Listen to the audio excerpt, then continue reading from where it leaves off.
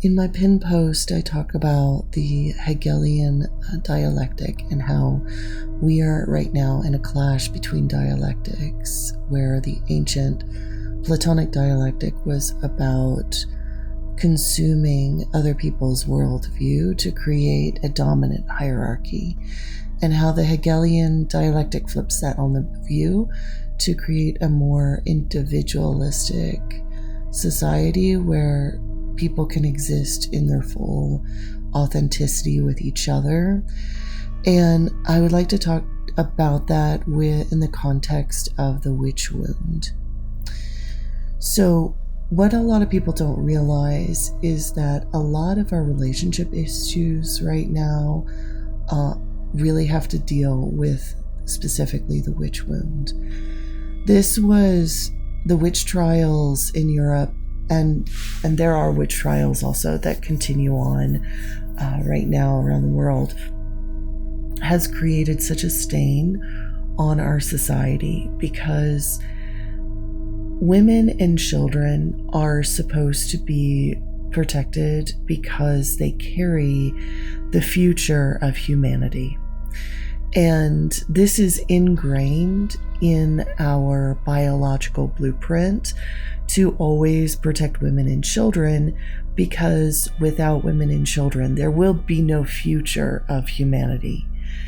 And yet we have this phenomenon of the witch trials, which were predominantly women who thought differently, acted differently, and they had energies that the regular population, the majority of the population, did not understand.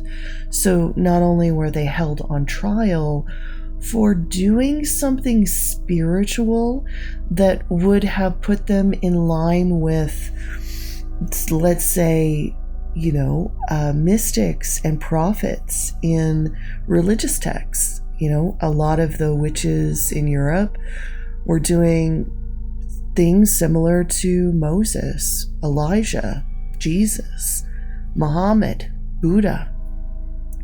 And yet they were killed. And not only were they killed, they were publicly tortured and killed to show the whole community that it doesn't matter if you are the most vulnerable, needing to be protected of society.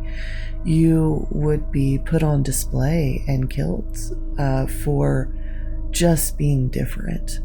And what this did was create a collective fear within all of us, not only in our conscious mind, but our subconscious and unconscious archetypes. We have a fear of being different. We have a fear of being perceived as too unique. And so we strive to only show people a piece of our uniqueness, and we hide our true authenticity behind a veil of often, emotional dances of insecurity and drama developments. And a lot of that drama development is getting embroiled with, other people. It's also like acting out, like making fun of others actively, or just engaging with other people, making fun of us. It's getting involved in codependent relationships where we desperately want people who don't really love us to fully love us, because deep down inside we have this unconscious wound that if somebody doesn't fully love us when the witch trials happen again, we wouldn't be protected. There's this idea that we must garner loyalty from others, and we are upset because we aren't fully loved. What if this relationship dynamics, these issues that we're having right now, it's really just unearthing the ancestral witch wound? That our ancestors, and a lot of us who were living at that time, were now reincarnated into new bodies, persecuted people for being different. And we are unconsciously afraid of that, of being different. And that manifests in so many different ways with regards to the way we approach relationships. And I think the first thing that really helped me as a witch was to just acknowledge that this is the case. Just to acknowledge this in my own soul, in my own life, the pain of being separate, the pain of being ostracized, the pain of being different, and the fear that I had. And I had to face the fear of being different. I think that a lot of children who leave their parents, right now we're talking about estranged children and parents. A lot of children who leave their parents have to deal with that fear of being different and being out in a world that isn't loyal to them. A lot of people who are leaving relationships and becoming independent and doing things they've never done before are also feeling that fear of I'm exposed, I'm doing something different. Am I going to be persecuted? And the thing is, every one of us who steps into that fear, who faces it and heals it, are actually healing those witches in the past. We may not realize it. We may not realize that this wound that we all carry, because we are all survivors of the witch trials.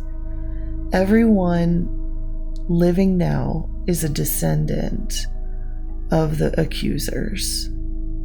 So every one of the people who watched the witches burn, every one of the people who turned in witches, every one of the people who persecuted them and survived through those times, we are all descendants of those ancestors. They live in us.